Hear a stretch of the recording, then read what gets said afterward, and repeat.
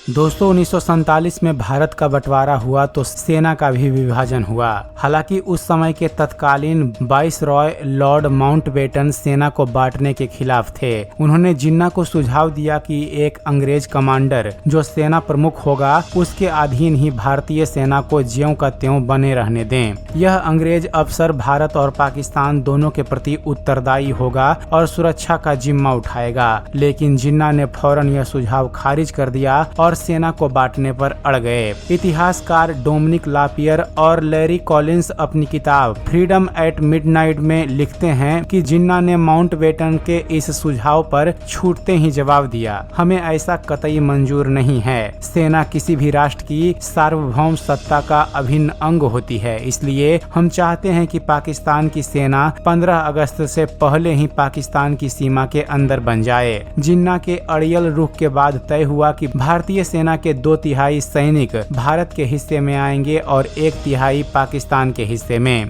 दोस्तों सैनिकों के बंटवारे के बारे में आपको बताएं तो 1945 में भारतीय सेना में 25 लाख सैनिक थे और यह सेना अंग्रेजी हुकूमत के लिए इटली से लेकर बर्मा तक बहादुरी से लड़ चुकी थी।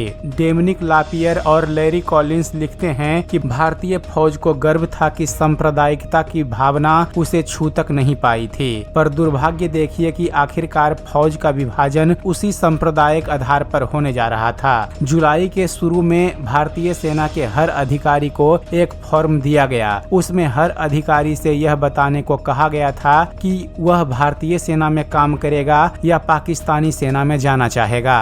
भारतीय सेना के हिंदू और सिख अफसरों के सामने कोई समस्या नहीं थी, क्योंकि जिन्ना उन्हें अपनी फौज में रखना ही नहीं चाहते थे। ऐसे में उन्होंने भारतीय फौज में ही रहने का फैसला किया, पर दुविधा मुस्लिम अफसरों के सामने थी। कई अफसर ऐसे थे जो भारत में प्रतिष्ठित मुस्लिम परिवारों से ताल्लुक रखते थे और बंटवारे के बाद अचानक उन्हें अपना भविष्य अंधकारमय नजर आने लगा था। तब वह तय नहीं कर पा रहे थे कि अपना सब कुछ छोड़ छाड़ पाकिस्तान जाएं या यहीं रुक जाएं। बंटवारे के वक्त यह तय हुआ कि भारत के विशाल प्रशासन तंत्र की चल संपत्ति का 80% भारत को मिलेगा और 20% पाकिस्तान को। इसके बाद हिंदुस्तान के हर हिस्से में सरकारी कार्यालय में मेज, कुर्सियां, झाड़ू और टाइपराइटर गिने जाने लगे। कॉलिंस और लापियर लिखते हैं कि इस हिसाब किताब के दौरान कई ऐसी बातों का पता चला जो बड़े अचंभित करने वाले थे।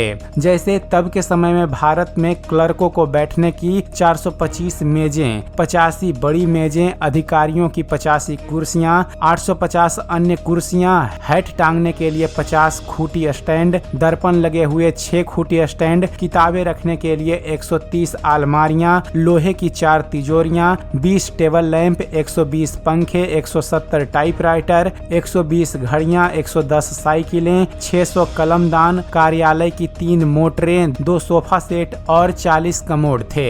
इन सामान के विभाजन के दौरान खासी लड़ाइयां भी हुई। विभागों के बड़े अधिकारियों ने अपने सबसे अच्छे टाइपराइटर छुपा देने की या दूसरे पक्ष के हिस्से में आने वाली नई मेज कुर्सियों की जगह पुरानी टूटी हुई मेज कुर्सियां देने की पेशकश की। कुछ कार्यालय तो बिल्कुल कबाड़ी बाजार बन गए, जहां ज्वाइंट सेक्रेटरी स्तर के अफसर एक कलमदान के बदले पानी के जग की, हैट टांगने की खूटी स्टैंड के बदले छतरी रखने के स्टैंड की, 125 पिन कुशन के बदले एक कमोड की अदला बदली कर रहे थे। सरकारी मेहमान खानों में खाने के बर्तनों, चाकू, छुरी और दीवार पर लगी हुई तस्वीरों के बंटवारे पर खूब जुत्तम पैजार हुई। इतिहासकार डोमिनिक लापियर और लैरी कॉलिंस के मुताबिक पाकिस्तान ने सब चीज में बराबर हिस्सा की मांग पर एक चीज पर कभी बहस नहीं की थी, वह थी शराब। चूंकि इस्लाम में शराब हराम बताई गई है, इसलिए पाकिस्तान शराब लेने से इनकार कर देता है। ऐसे में शराब भारत में रह जाती है, उसके बदले पाकिस्तान के हिसाब में कुछ अधिक रकम डाल दी जाती थी।